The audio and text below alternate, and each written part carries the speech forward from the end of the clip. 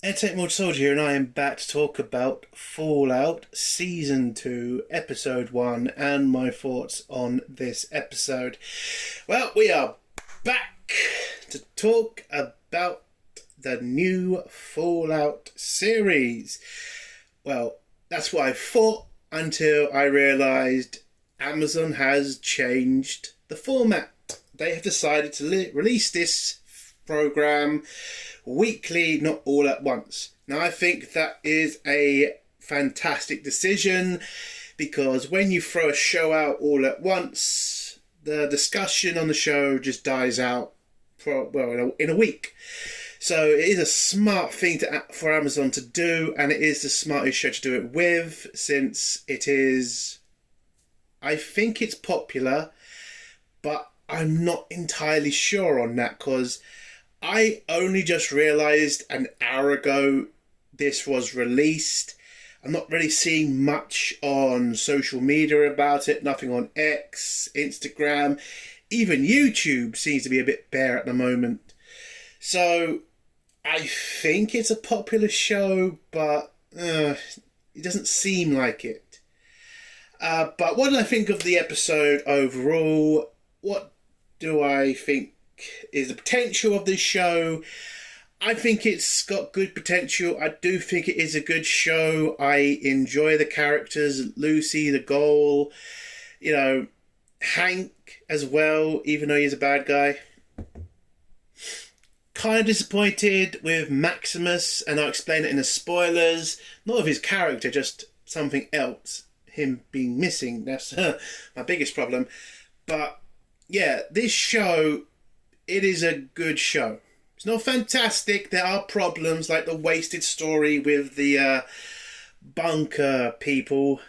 Again, I should mention, I am still a newbie to this franchise.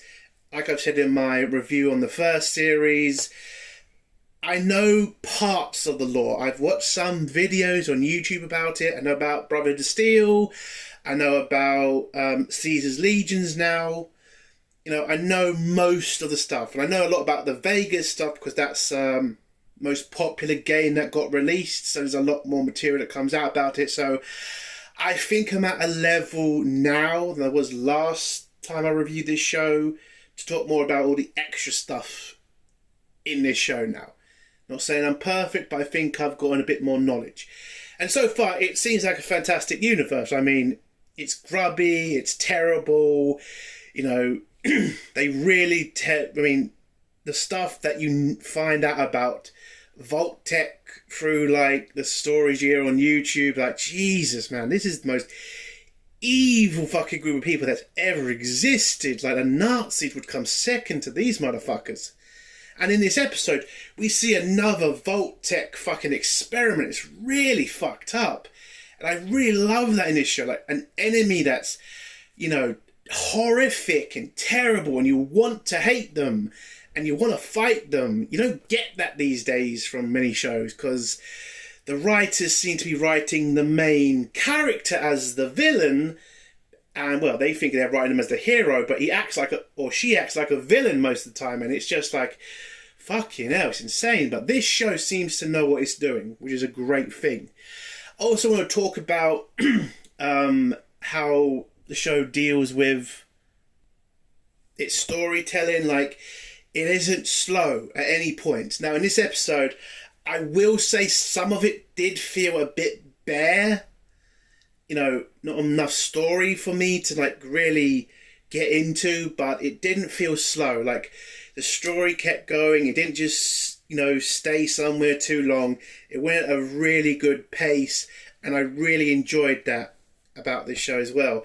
Again, you get some shows that will really stick on a scene for way too long. You just want to get on with it. But Fallout, this doesn't seem to do it. It's massive. It's handled so well. I mean, it's so surprising. We get a show these days that's well done, that isn't contrived, that isn't boring, and that isn't woke, annoying shit. But yeah, this show's pretty good. Also want to talk about production, all of the props, the sets. It all looks expensive and realistic at the same time. Like, there's a vault scene in this episode and it just looks amazing. Not the main vault, there's a different vault and it looks crazy as fuck. It looks degraded and it just looks perfect. And it's fantastic. The weapons in this show, I love how Fallout can bring like futuristic weapons, World War II weapons, and like 60s weapons, or 50s weapons I should say, 50s weapons, and make it all blend together so well. I love how their weapons like different calibers and firing weird shit as well. It's fan-fucking-tastic. Again, I am new to this, so I don't really understand how, you know, all these weapons can exist at once, but, you know, a certain degree you can. I know people, you know, save weapons. I get it. I'm just saying it's kind of weird, but I enjoy it. But yeah, this was a really good start to the series. I think the episode, it's a strong opening. I would have loved it to be a little bit more time into it. I would have liked a bit more characters into it. There was a lot of missing characters in this episode. I think if you're going to release the first episode, it's been like a year or two since the last season, so I think this episode should have been longer. I think there should have been more characters in this. I get it. You got to start off with Lucy and the Gorn. I get that. They're the important characters, and certain other characters had to be left behind for a little bit. I get it. But, you know, I still want to know what's happened to the other groups of people. I still want to get into the what's happened to them since the whole battle of LA and shit. So, yeah. The only problem with this episode, the only big problem for me is the Vault people. Now, that story... Now, I did just say the story doesn't drag on or anything. That part kind of did... But again, you kind of realise they had to get to Norm's story. That's why you had to go back to the vaults and listen to all of them. I would say that's the weakest part of the episode for me. I'm not really invested in any of the characters in the vault except for Norm. Like, I know about the woman who's in charge of Vault 32 and the baby Shin, all that fucked up nonsense. But I'm just not that invested in it. I'm more invested in Norm, and I get it. And what he does in this episode is interesting, but I do hope that it gets better in the Vault, because it kind of did drag for a little bit. It's the only time it drags. Most of the episode it doesn't drag. Most of the episode is super focused and super interesting. It's just this small part that's the problem. So if they can get better at doing those storylines, it would be great. Also, really weird cousin fucking. I don't know why that's a thing, but apparently that's a thing in Vaults. So, okay. Didn't know that, but kind of understandable if you kind of think about it. You're all stuck in the same area together. I mean, I can't really make an excuse. Who the fuck is fucking their cousin? What the fuck? So what would I give this episode out of 10? It's a strong opening, but it's not a perfect episode. Not at all. As I said, the Vault characters are dragging, so it's not a 10 out of 10, but it is an 8 out of 10. I enjoyed it for what it was. It is a strong opening, and I cannot wait for the next episode. So, 8 out of 10. Let's get to spoilers now. If you don't want to hear spoilers, leave in 3, 2, 1. So, the episode starts off with basically a recap of what happened before, the LA situation, the Gorn, Lucy's father turning out to be a vicious motherfucker who blew up the New California Republic's capital and all that shit. We then go to us in a bar where, no, it starts off a protest outside some office building where guys are kicking the shit out of some robot. Don't know what the robot's called. I know it's a serious character in the fucking series. Not series, the lore. I know, but it's that helper robot. I think it's what it's called. And some workers are bashing the shit out of it. We then go to a pub or a bar where some workers are complaining about the richest man in the world, who is Mr. House, Robert House, I think his name is, and how they don't really like the fact a billionaire it has more power than they do. And you then get this guy at the end, at the back of the bar, who starts kind of, talking shit, let's just say, and telling these guys that they're dumb because, well, he wouldn't be the richest man in the world if you didn't buy his products. And they kind of get insulted by this and pretty much tell him to go. They're going to beat his ass up at the back. And somehow this guy just agrees to go outside and have a fight with them. And he tells one of the guys to punch him in the face. He does. And then the guy just turns around, opens the trunk of his car, where he reveals a shitload of money. And offers this money to the guy who's kicking the shit out, well, trying to kick the shit out of him. All they have to do is put this weird thing in their neck, and he'll give them all the money. They obviously are not going to allow him to put something weird in their neck. So when a guy tries to punch him again, somehow this guy just grabs the guy's head and just sticks it into the back of his neck, and then has managed to take control of him with this device. So it's a mind control device. And he just orders him to kill his friends, which he does.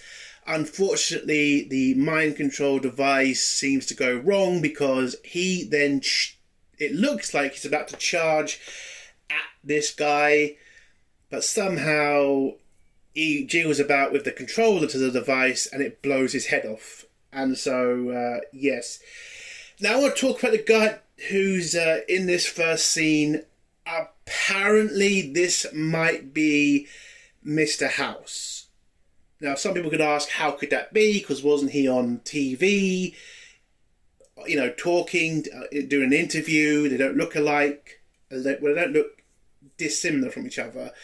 But I've kind of seen this as kind of like rumour news and shit. This guy is Robert House, and he uses a double to go talk to the public, be the face of, Mr. Robert House's Industries, so he can walk around and not be noticed. So this guy is apparently Robert House. That's the rumour. I mean, you don't really find out his name in this episode, so it could be bullshit, but I think it makes a lot more sense. It also would make sense that this guy can just whip out millions of dollars and put it in the back of his car, and also the device makes sense that it could be him. But yeah, that's what the rumour is, that this guy is Mr. House, and it does make sense. So we go to the next scene, which is the Gorn about to be hanged by some raiders.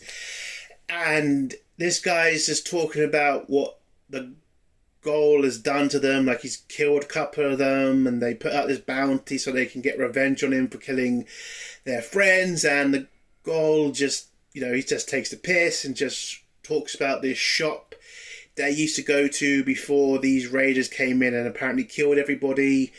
He then gives a signal to Lucy, who's hiding in a dinosaur's mouth, and he then keeps saying the signal over and over again, trying to get Lucy to fire. And Lucy, who is a nice person, doesn't want to do that. She wants to try to talk to these raiders and, get them to release the Gorn without any trouble, let them keep the caps, and, gives this whole story about not starving to death, they need money to survive. And she thinks if she adds a please onto this, maybe they'll be nice and let the Ghoul go. Unfortunately, this is the wasteland and they don't really want to do that, so they pretty much just, say kill her, and they start shooting. And Lucy realises, she can't, she has to release the Ghoul, and she fires, hits the rope, he releases the Ghoul, and the Ghoul just goes fucking apeshit on all these people and wipes them all out. And the Ghoul tells Lucy, wake up, you're in the real world now, this isn't the vault, you need to, accept reality. you have to be a bastard in this place or you're going to die. But Lucy says, no, I'm not going to turn into you. I'm not going to lose my humanity. I'm going to be a better person. Now, I love Lucy. She's a great character, and you do got to admire how she is. Like, she's a nice person. She wants to do the right thing, and like, you can respect that. But it is massively naive. Massively. Like, you're in the wasteland. Most people here want to kill you, and the people who don't want to kill you are never going to help you. So you have to face reality. And the Gorn kind of reminds her that shooting people in the arse and the leg, yeah, it might be nice, but you're just wasting time. And for you to find your dad, I mean, what are we going to do when you find your dad? Are you going to fucking shoot him in the arse, the leg? And she says no, she's going to, bring him to justice for what he's done to the world. So, yeah, I do love Lucy's character, and I love the fact the writers are still writing her as this, like, naive girl from the vaults, and but she is improving. Like, she's getting better, and I think by the end of the series you are going to see a significant change in Lucy. Like, I don't think she'll fully be an evil bastard, but I do think she'll get to halfway there where she'll understand that certain people you can't save and certain people you can. So I do love the fact the writers are improving on the character, that the characters are going to evolve and not just going to stay the same characters, unlike other shows like fucking Star Trek Discovery, where the writers didn't change a goddamn thing about anybody. Sorry. Other series, not the things you're talking about, but again, it just pisses me off. So many shows just don't seem to know how to write characters. They seem to think everybody just stays the same throughout their life. Like, life doesn't change you. Like, it changes most of us. Like, I don't think anybody watching this video was the same when they were young to what they are now. It's like things change, things have developed, life hits you fast. So that's the good thing about good shows, is they show you real humans, not made up bullshit. So we go to the next scene, which is we get flashbacks a lot more now from before the nukes fell. So the Gaul's real name from before the war is Cooper Howard. And he was this famous actor and also like the face of the new Vaults. He does a bunch of like adverts about it. But from last season, he kind of figured out something was wrong with Vault-Tec. And his wife is like a major person in Vault-Tec. And he overhears, the plan basically, which is to start nuclear war with China to end the world so that they can rebuild it in their image, which is what I think these new mind control devices are about as well. But we'll get to that later. So he overhears his wife and the whole conversation. He starts to panic, heads home, grabs his daughter, heads over to talk to the woman from last season. I forgot her bloody name, but she's like the head of the Resistance, even back then, who is trying to reveal that Vault-Tec is this evil company, and that she and the group of people are trying to stop them from doing what's going to happen. And he informs her about the plan, which is they're trying to get a hold of a nuclear bomb so that they can start the war. And she says to him, the only person who can even consider getting a nuclear weapon, starting this war, is Howard. Not Howard. House. Because he owns most of Las Vegas. He has apparently acquired a missile system, and all he needs then is just certain materials, and he can build his own nuclear weapon, starting the nuclear war. But Cooper doesn't really want to do this because this is not what he signed up for. He's not a secret agent. He just wants to save his family.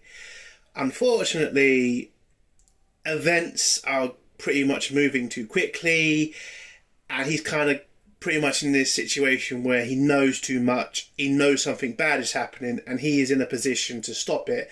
I mean, we all know he's not going to be able to stop it, but it is interesting seeing what could happen. I mean, what he's trying to do. Basically, you know, him being like some sort of secret agent. That will be interesting in the coming episodes, hopefully. We then go back to the present where Lucy and the Ghoul... I know I don't call Cooper the Ghoul... I mean, I don't call the Ghoul Cooper in the past because I think these two characters are pretty different.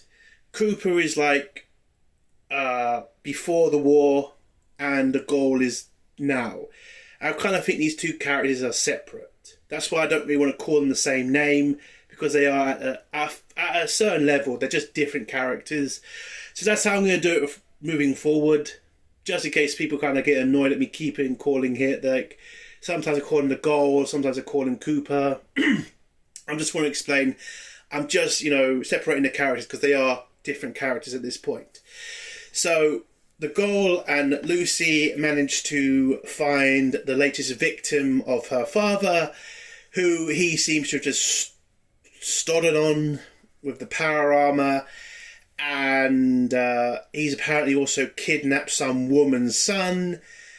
Lucy tries to find out some information from the old woman, basically find out which way her father went. She asks for some soup, turns out to be this disgusting flea soup, and a woman just goes over to some fucking pot, gets some water and just starts scraffling her hair and putting some fleas in it. Yeah, that's flea soup. Oh, I almost gagged when I looked at that soup. Oh god, it was a horrible scene. But she asks for some information. The old woman tells her, yeah, her dad came by, kidnapped her son, and went that direction. The Gorn starts walking that way, and Lucy then says, sorry for your loss, and the old woman just says, yeah, I'm annoyed because that twat owed me money. And it was just such a funny scene. By the way, the comedy in this show is on point. It's not over the top like Marvel, and it's not lacking. Like, when the comedy can be comedy, it's there. When it doesn't have to be comedy all the time, it's not there. I love that also about the show. And the scene of just the mother not giving a shit about her son, giving a shit more about the money that her son owes her, it was just a very funny scene.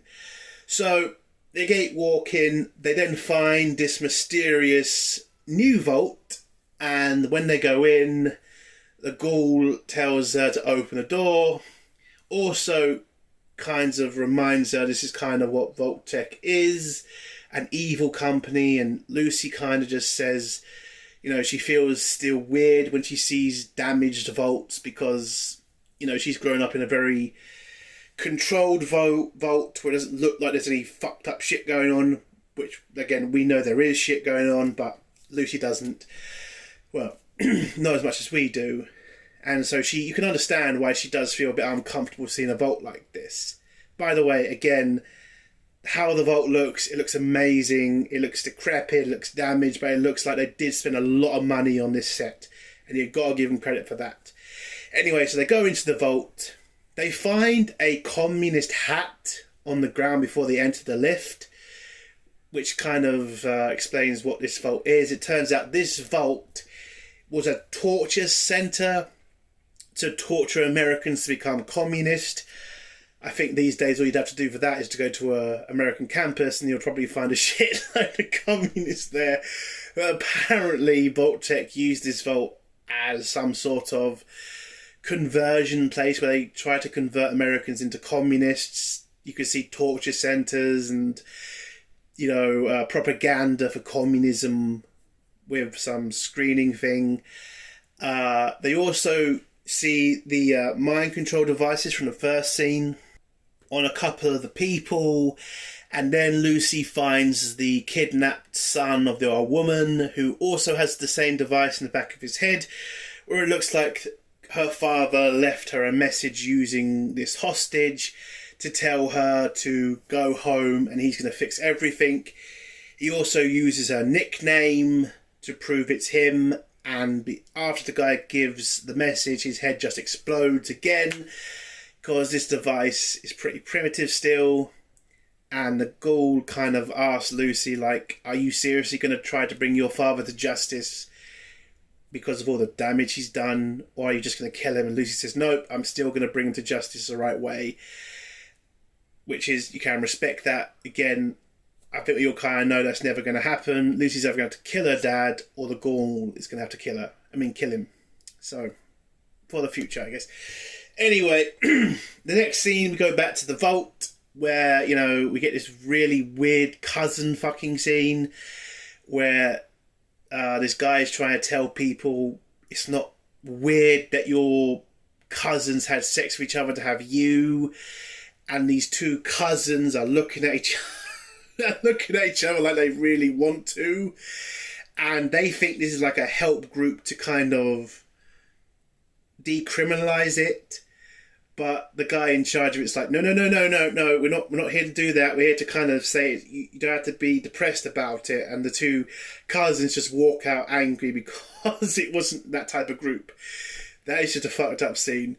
Turns out the vault is still kind of recovering from the loss of Hank and Lucy, and the fact Vault 32 was kind of massacred from the first season.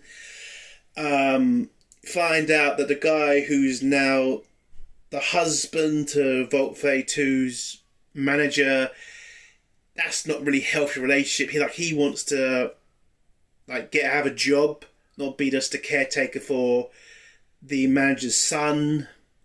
And that doesn't really go anywhere. She kind of threatens him, kind of secretly with a knife, and tells him, you're going to be looking after my son whilst I'm being head of Vault 32. And like a bitch, he just agrees. We then go to the other vault. I think it's Vault 31, or 33, I don't know. But we find Norm, who is still locked up by the brain guy robot thing, and he's apparently cut off water and food to Norm, and Norm is kind of struggling.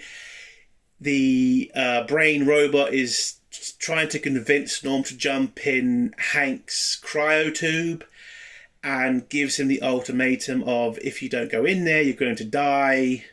But Norm kind of figures out there is a way to fight back. So he rushes up to a control screen, kicks the syringe from the robot, and then activates all the cryotubes in the vault to release everybody. And the robot in charge of all this is kind of shitting himself, because that's not the plan. They're not supposed to be waking up until Vault-Tec has taken over the world, so that's way too early. And that's how that scene ends, with Norm getting one over the robot brain droid. The final scene is just Hank. I should mention, we go back to Cooper, who then decides to go to Vegas with his wife to meet House. And that's how that part ends. We then go to Hank getting to Vault-Tec, going through to the tower, taking off his power armor, wearing a normal suit. We then see that the mind control devices, it looks like House or a team of people have managed to minimize it, to make it smaller. And I think the plan with these mind control devices is Vault-Tec can't take the wastelands by force because there's just too many people. So they're going to use these devices in the future to pretty much take over the wasteland by controlling everybody through the mind control devices. I think that is the plan. You can also see that Hank is more comfortable in this way of life, being minimal management, and how he's more comfortable in a suit than he's in a power armor. And it was a really interesting scene. He then sends like this really weird message to get a signal to like the person who's really in charge of Vault-Tec, or the Enclave, I think. Now, I'm not really sure, because again, my, knowledge of the lore isn't Vault-Tec and the Enclave the same thing? Or am I missing something? Again, I'm not too sure, but I don't know who Frank's sending this message to. Because it could be House, but it could be somebody new. I don't know. But he's trying to send some message out to the main person and telling him that he has got this idea to take over the wasteland for good, for Vault-Tec or whoever. And that's how the episode ends, with him promising to continue the research and to make sure that he finally gets his promotion. And that's how the story ends. I think it's a really good episode. I love the characters, I love the story, the sets are great, and so are the props. It's a really enjoyable episode. But I am a little gutted we didn't see Maximus and the Brotherhood of Steel. I wish they had been in this episode. I want to know what's happening with them. I think we're probably going to see that next episode, but again, it is kind of gutting that we didn't see them. But overall, it's a good episode. It's an 8 out of 10, really enjoyable, and for a person who is still a little bit dumb on Fallout lore, you don't need to know all of it. You actually don't need to know about any of it. They do explain a lot in this series, which is good. So I can respect that. I really do enjoy this show. It's the best show I've seen this year so far. But yeah, good episode. If you haven't watched it, give it a try. And I can't wait for next week's episode. And that's the end of my review. If you like this review, give it a like. If you dislike this review, give it a dislike. And if you like my content, do think about subscribing. And if you've got a comment, leave it below and I'll try to get back to it. Entertainment Soldier. Bye.